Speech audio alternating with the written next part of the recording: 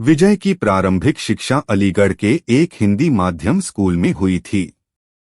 वे प्रारंभ से ही मेधावी थे और कक्षा में हमेशा प्रथम स्थान प्राप्त करते थे। मात्र 14 वर्ष की आयु में ही उन्होंने 12वीं की परीक्षा उत्तीर्ण कर ली थी। विजय शेखर शर्मा ने इंजीनियरिंग कॉलेज में लिया दाखिला। 12वीं के बाद उन्होंने तकनीकी क्षेत्र में आगे बढ़ने का विचार कर दिल्ली कॉलेज ऑफ इंजीनियरिंग में दाखिला ले लिया। इंजीनियरिंग कॉलेज में उनके लिए सबसे बड़ी चुनौती अंग्रेजी भाषा साबित हुई। हिंदी माध्यम के छात्र होने के कारण उनकी अंग्रेजी भाषा पर पकड़ कमजोर थी। इस कारण वे क्लास में अंग्रेजी में पूछे गए सवालों का जवाब नहीं दे पाते थे। नतीजन स्कूल के दौरान हमेशा क्लास की प्रथम बेंच पर बैठने वाले विजय कॉलेज में अंतिम बेंच पर बैठने लगे। कमजोर अंग्रेजी के कारण विजय पढ़ाई में पिछड़ने लगे। उनके लिए सेमेस्टर एग्जाम पास कर पाना भी मुश्किल हो गया। अपने स्कूली जीवन में टॉपर रहे विजय के लिए ये कहीं न कहीं अपमानजनक भी था। असर ये हुआ कि इंजीनियरिंग छोड़ने का विचार उनके दिमाग पर हावी होने लगा। लेकिन उन्होंने इन विचारों पर काबू पाया और हार न मानने का फैसला किया। उन्होंने अंग्रेजी की किताबें खरीदी और दोस्तों के मदद से अपनी अंग्रेजी में सुधार करने का प्रयास करने लगे। वे किसी भी विषय की हिंदी और अंग्रेजी दोनों भाषा की किताबें लेकर आते और साथ साथ उन्हें पढ़ते।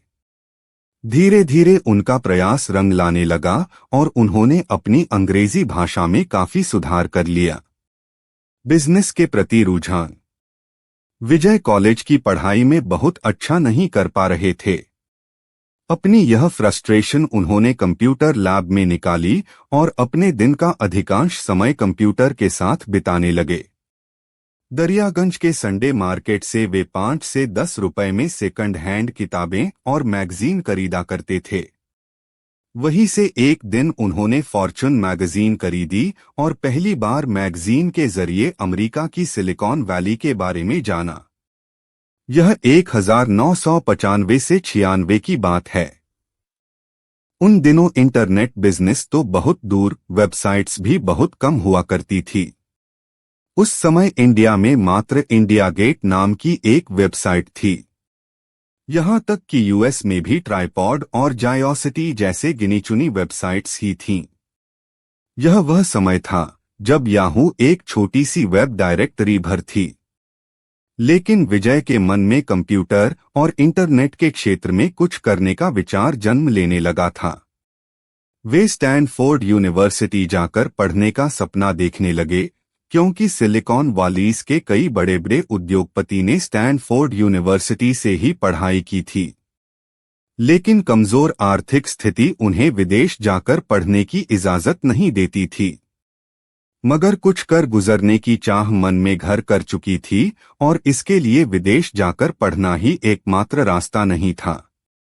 उन्होंने सोचा कि कुछ करने का जज्बा हो तो कहीं भी रहकर कुछ भी किया जा सकता है, और उन्होंने भारत में रहकर कुछ बड़ा कर गुजरने की ठान ली। वे दिग्गजों की राह पर चलते हुए किताबें पढ़कर खुद से कोडिंग सीखने लगे। एक्सएस कंपनी की स्थापना। कोडिंग सीखने के बाद विजय ने अपने एक दोस्त के साथ मिलकर एक सर्च इंजन बनाया।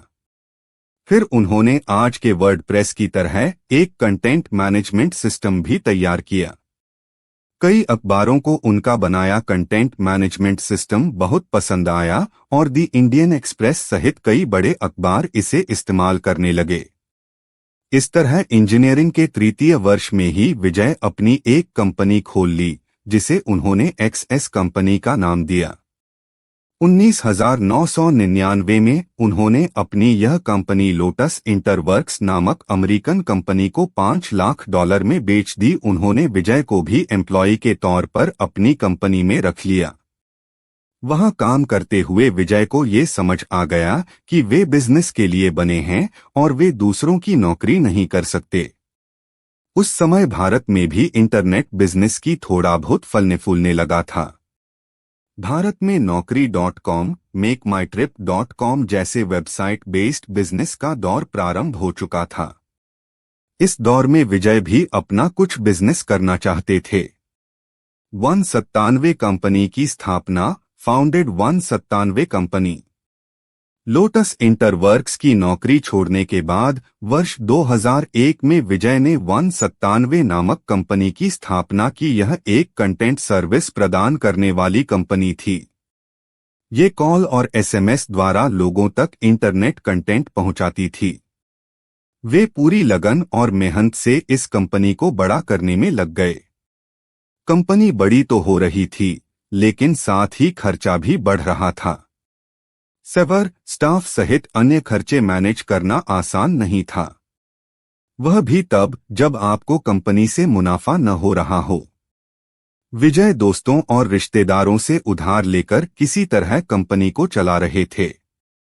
कंपनी की पूरी कमाई स्टाफ की सैलरी देने, सर्वर के मेंटेनेंस और ऑफिस के अन्य खर्चों सहित लोगों का उधार चुकाने में निकल रही थी। विजय के पास इतना पैसा भी नहीं बचता था कि वे अपने घर के किराया दे सकें। मकान मालिक का सामना करना मुश्किल हो रहा था। वे आधी रात के बाद अपने घर जाते और सुबह होने के पहले घर से निकल जाते ताकि मकान मालिक का सामना करने से बच सकें। साल गुजरते जा रहे थे। उधार का बोझ बढ़ते बढ़ते 8 लाख तक पहुंच चुका था। आर्थिक स्थिति इतनी खराब हो चुकी थी कि कई बार उनकी जेब में खाने के लिए भी पैसे नहीं होते थे। वे अपने मित्रों के घर चले जाते थे ताकि वहां उन्हें कुछ खाने को मिल सके। दिल्ली के मूलचंद बाजार में एक पराठे वाली दुकान में कम कीमत पर मिलने वाले पराठे खाकर वे अपना काम चला रहे थे। दिन पर दिन बिगड़ती आर्थिक स्थिति को देखकर विजय ने कई पार्ट टाइम जॉब हाथ में ले लिए। वे कई कंपनीज में जाकर कंसल्टेंसी और ट्रेनिंग देने लगे। इस काम के उन्हें एक दिन के 1000 रुपए तक मिल जाते थे। कंप्यूटर और नेटवर्किंग सॉल्यूशन के काम से भी कुछ पैसे निकल जाते थे।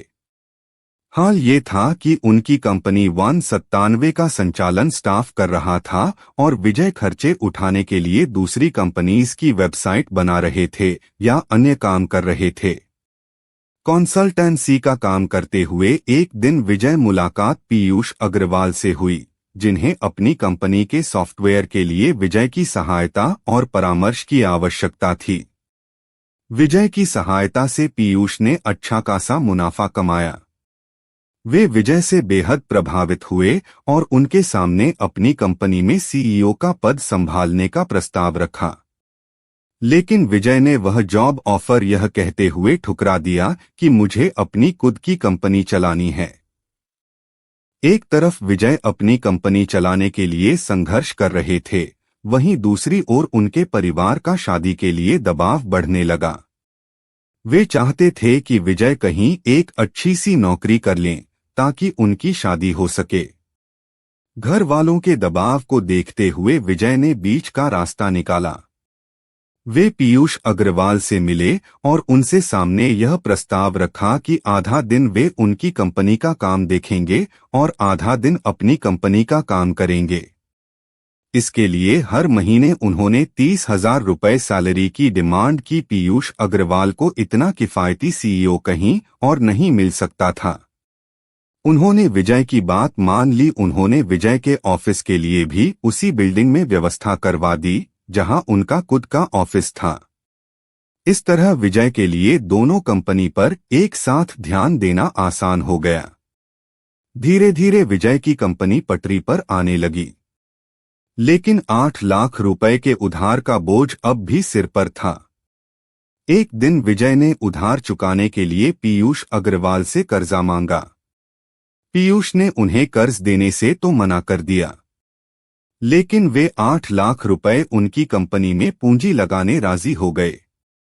इस तरह 97 कंपनी में 40% हिस्सेदारी पीयूष अग्रवाल की हो गई।